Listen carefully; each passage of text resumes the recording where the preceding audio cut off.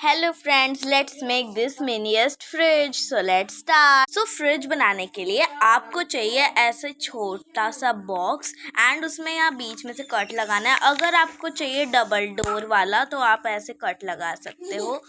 And अब हम इसमें करेंगे ब्लैक कलर। सो मैं आपको एक बार कलर कर आपको मैं एक बार कलर कर कर दिखाती हूँ।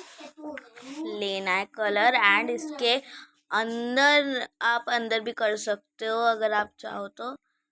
मैं आपको एक बार कलर करके हमने तो इसमें कलर कर दिया एंड अब हम इसमें वेस्ट कार्डबोर्ड से इसके ड्रॉर्स बनाएंगे। सो लेट्स स्टार्ट, बनाते हैं। मैं ले रही हूँ वेस्ट कार्डबोर्ड इसके ड्रॉर्स बनाने के लिए। आपको इतनी सेंटीमीटर इसकी कट करनी है, इतना बड़ा इसको पेपर को कट करना है एंड आप फेविक्विक या आप उससे फेविकॉल से इसको चिपका सकते हो। तो मैं आपको एक बार करके इसमें हमने बॉक्सेस भी अटैच कर दिए। अब हम इसकी डिटेल्स निकालेंगे।